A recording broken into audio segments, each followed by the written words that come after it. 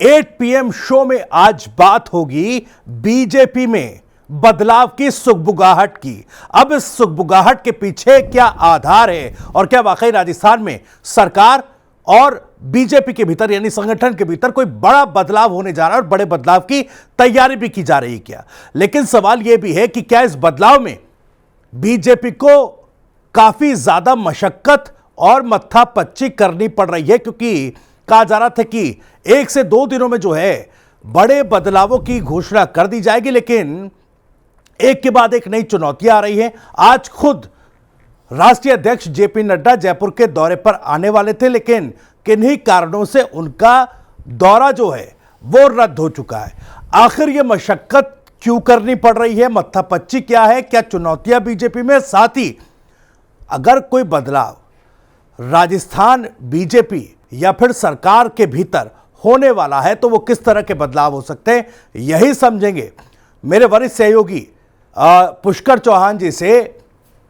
पुष्कर, बहुत बहुत स्वागत आपका। सबसे पहले बताइए, देखिए आज जयपुर दौरे पर आ रहे थे जेपी नड्डा, कहा जा रहा था मंत्रिमंडल और तमाम जो फेरबदल की संभावना है उसको एक स्वरूप दे सकते हैं, चेहरे फाइनल कर सकते हैं।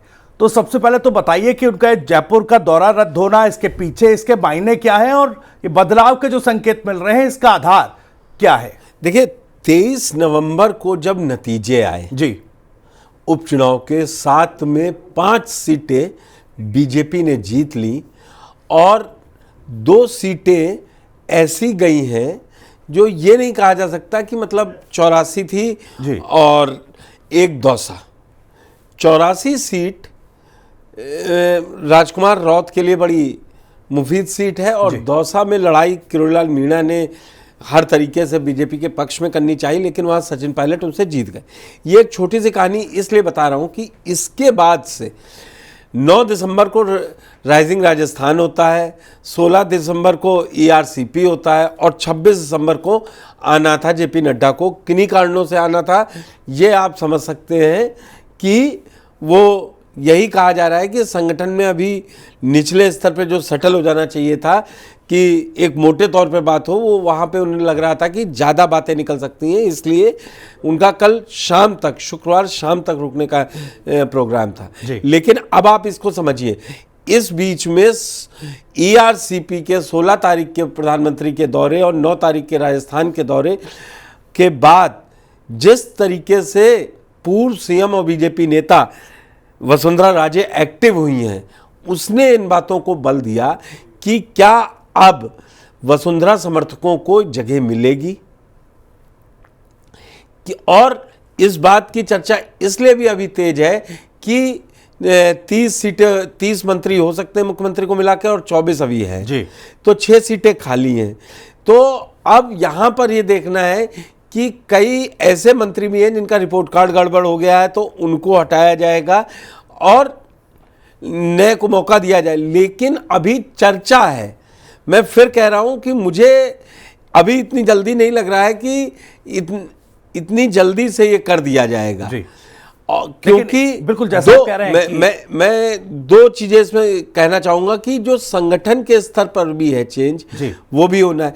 अब संगठन में अध्यक्ष तो इतनी जल्दी चेंज होगा नहीं, क्योंकि अभी आपने जून में बदला है, अभी इसमें एक अपडेट आ रहा था, क्योंकि चुनाव जो है भीतरी चुनाव है उसका जिक्र आज मदन राठौर ने किया। उन्होंने कहा बूथ स्तर पर बूथ कमेटियां बनाई, मंडल कमेटियां बनाई जाएंगी और हो सकता है कि जनवरी में प्रदेश अध्यक्ष पद को लेकर भी चुनाव करा जाए। ये जिक्र उन्होंने आज किया है, यानी बदलाव की तैयारियां हैं। हाँ, फिर मैं वही कह रहा था कि उस समय CP जोशी को हटाया गया और मदन राठौड़ को भेजा गया, और अब मदन राठौड़ अगर इस तरीके के संकेत दे रहे हैं तो आप ये तय मानिए जब तक संगठन के चुनाव कंप्लीट नहीं हो जाते, जब संगठन के चुनाव हो जाएंगे, राष्ट्रीय स्तर पर अध्यक्ष बदल जाएगा, तब फिर प्रदेश स्तर पर भी जो चुनाव होने दिखाना है, क्योंकि चुनाव टालती आ रही थी बीजेपी संगठन के जी।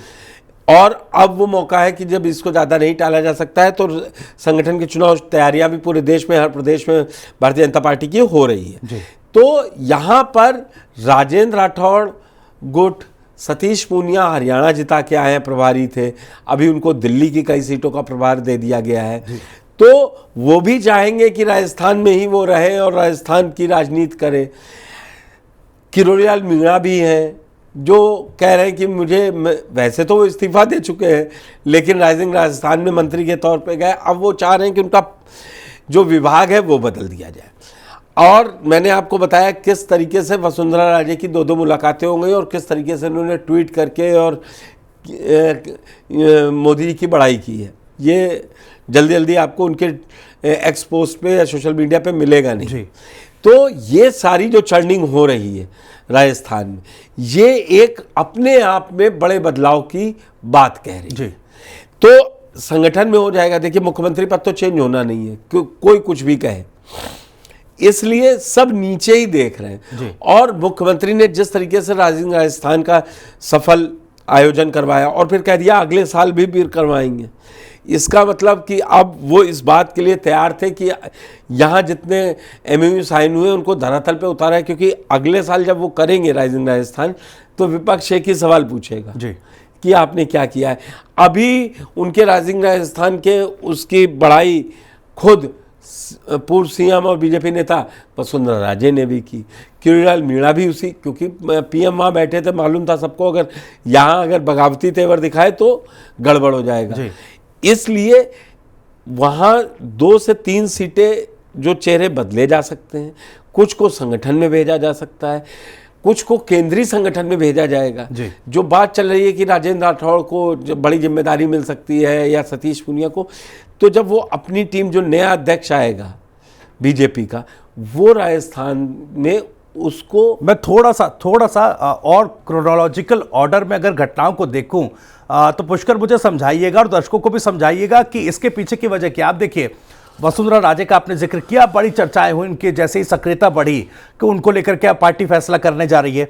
इसके बाद वसुंधरा राजे भी दिल्ली में थी, बीते कुछ दिन पहले भजनलाल शर्मा भी दिल्ली में थे, उससे पहले मुख्यमंत्री दौरा कर चुके थे। तो जिस दिन दोनों वहां पर दिल्ली में मौजूद थे, कहा जा रहा अंदर खाने की खबरें ये हैं कि व्यस्तता के चलते, बुलावे के बावजूद भजनलाल शर्मा साहब को समय नहीं मिल पाया, उनको जयपुर वापस लौटना पड़ा। हालांकि उस वक्त वसुंधरा राजे की मुलाकात हुई। और अब देखिए, अब दरअसल चक्कर एक भी था उस समय, जिस तरीके का संविधान चर्चा के दौरान सदन में हंगामा हो गया, फिर दूसरे दिन 2 सांसद हो गए, तो भजनलाल शर्मा के लिए वहां पे प्रॉब्लम आई थी। कभी कभी नहीं हो पाती है मुलाकात, उसमें इतना बिटवीन द लाइन्स अगर आप पढ़ेंगे तो फिर ये लगेगा कि वसुंधरा राजे को बहुत मजबूत करके भेजा जा रहा है। भले उनके लोगों को मंत्रिमंडल में जगह दी जाए या संगठन में दी जाए या बड़े निगमों का अध्यक्ष बना दिया जाए, भाई वहाँ टूरिज्म निगम अध्यक्ष बड़ा पावरफुल हो रहता है जी। तो ऐसे कई पद हैं जिन पर ये नियुक्तियां हैं, तो हर आदमी अपना, अब वो भी दरअसल आप कांग्रेस को देख ही रहे हैं, कांग्रेस ने कल क्या बड़ा आरोप लगाया टीकाराम जूली ने कि अभी भी वो पर्ची से ही पढ़ रहे हैं। बिल्कुल, जो अंबेडकर पर उन्होंने परसों शाम को जब सब बीजेपी शासित राज्यों के मुख्यमंत्रियों ने बयान दिया तो उसी पर उन्होंने भी दिया, लेकिन वो क्या है, उनके ऊपर वो टैग लग गया है कि वो पर्ची अलग। तो वो खुद भी दिखाना चाहते हैं कि अब मंत्रिमंडल में वो अपने ही लोगों को रखेंगे या और निगम में या निगमों के अध्यक्ष की है पोस्टिंग, उसको वो अपने हाथ में रखना चाहते हैं। लेकिन ये सबसे बड़ी बात ये है कि भजनलाल शर्मा के पास इतनी पावर अभी डेलीगेट हुई है कि नहीं हुई है। ये जो पहला बड़े बदलाव की आप संकेत दे रहे हैं ना, वो संकेत कई मायनों में कई राजनेताओं की अब राजनीति को सेट कर देगा। अगर वसुंधरा राजे के लोग एडजस्ट किए गए या वसुंधरा राजे को कोई पद दिया गया जो उनके मन माफिक रहा, या उनके बेटे को जो झालावाड़ 12 सांसद हैं, उनको कोई 5 बार के सांसद हैं, उनको कहीं राष्ट्रीय टीम में लिया जाता है, क्योंकि बीजेपी में 2 लोग नहीं रह पा रहे हैं, ऐसा अनसेट तरीके से चल रहा है। राजनाथ सिंह रक्षा मंत्री हैं, तो पंकज सिंह उत्तर प्रदेश में अभी विधायकी हैं 4 बार के, जबकि वो नीचे से मेहनत करके आए थे। तो वही बात आ रही है कि ये कई बड़े नेताओं का भविष्य भी, जिनको लग रहा है कि उन्होंने पार्टी के लिए बहुत किया, उनको नहीं मिला है, हो सकता है उनको फिर ना मिले जी। इसलिए क्योंकि और जिस तरीके से मैं फिर लौटता हूं कि जिस तरीके से जेपी नड्डा का दौरा एकदम रद्द होना है, ये खुल के आएगी, लेकिन हम लोग चर्चा अभी इसलिए कर रहे हैं। मैंने थोड़ा बिटवीन द लाइंस और इतनी बारीक लाइन के बीच में इसलिए थोड़ा पढ़ने की कोशिश की, क्योंकि इससे पहले जब मुलाकात प्रधानमंत्री से वसुंधरा राजे की हुई तो प्रभारी साहब ने शुभकामनाएं दी। अब केवल मुलाकात के लिए शुभकामनाएं देना थोड़ा सा अटपटा लगता है कि दो व्यक्ति की मुलाकात होने पर, क्योंकि जिस कद की नेता मैं है, आपको बताऊं, राधा मोहन दास अग्रवाल जब राजनीति में 2003 में आए थे, पहली बार विधायक बने थे गोरखपुर शहर से जी, तब वसुंधरा राजे 5 बार की विधायक रह चुकी थी और केंद्रीय मंत्री रह चुकी थी जी। और फिर वो 3 में मुख्यमंत्री बन गई थी और उसके बाद वो 2 बार मुख्यमंत्री रही। तो और राधा मोहन दास अग्रवाल आरएसएस की पृष्ठभूमि से आते हैं, किसी को बताने की ज़रूरत नहीं है वसुंधरा राजे जी किसकी बिटिया है।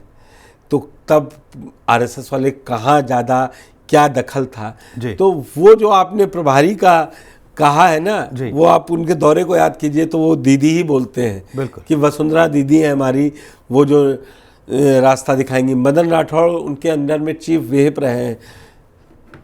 तो वसुंधरा जी के लिए तो मैं ये कह सकता हूँ कि उनके लिए ये टाइम लग रहा है कि मुफीद है कि जो लोग डायरेक्ट भी बात कर रहे हैं तो वो भी वसुंधरा जी के लिए एक सॉफ्ट कॉर्नर रख रहे हैं। लेकिन वही है, टॉप ब्रॉस क्या सुनना चाहता है, क्या देखना चाहता है और किसको बैठाना चाहता है, इन तीनों चीज़ों में एक समानता तभी आती है जब वो टिक कर। बिल्कुल। मेरा आखिरी सवाल आपसे ये है कि इस पूरे घटनाक्रम को देख समझ करके आप क्या मानकर चल रहे हैं, क्योंकि ये फेरबदल है तो किस स्तर तक का ये फेरबदल होगा, कहां तक सीमित रहेगा? और चूंकि कहा जा रहा था कि बीजेपी 3 स्तर पर जो है कुछ बदलाव करने जा रही, तो आप क्या मानकर चल रहे हैं? मेरा ये मानना है भविष्य की बीजेपी के लिए से ज्यादा, मतलब बीजेपी के टॉप, क्योंकि यहाँ कोई पास में चुनाव नहीं है, 28 से पहले कोई चुनाव नहीं है। वन नेशन वन इलेक्शन पर मूव कर चुकी है केंद्र सरकार। स्टेट में भजन लाल जी कह चुके हैं वो one nation one state one election के मोड में है। तो वो अब 28 के आसपास तो कोई बड़ी चुनौती है नहीं जी।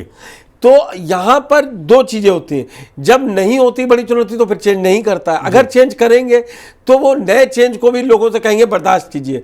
कोई बहुत सीनियर नाराज हो रहा है, कहे कोई नहीं, तब तक आप, क्योंकि जब चेयर आ जाती है, जब पावर आ जाती है तो आपके पास लोग आना शुरू हो जाते हैं। भाई भजन लाल जी तो क्या थे आप बताइए, आज वही है सब। तो ये नहीं, बीजेपी में पहले से किसी के नाम का कयास लगा देना या कोई बात, बड़ी बात का दावा करना, वो अपने आप में गलत साबित होती है बड़े बड़े पॉलिटिकल पंडित का भी। चलिए, बहुत बहुत शुक्रिया पुष्कर आपका इस तमाम जानकारी के लिए। तो तमाम कयास जरूर है, सुगबुगाहट है बदलाव की। कहा जा रहा है कि मंत्रिमंडल में फेरबदल हो सकता है। कुछ एक मंत्री हैं जिनका रिपोर्ट कार्ड नेगेटिव बना है, उनकी कुर्सी जो है वो जा सकती है, उन पर गाज गिर सकती है। लेकिन अभी कुछ भी कह पाना, कोई भी औपचारिक जानकारी इसको लेकर सामने नहीं आई है। जब बीजेपी की तरफ से कोई पुष्ट जानकारी हमें मिलेगी आप तक जरूर पहुंचाएंगे। लेकिन सुगबुगाहट में जो बदलाव की खबर है उसमें कहीं ना कहीं मंत्रिमंडल में ये फेरबदल, ये हेरफेर जो है वो देखा जा सकता है।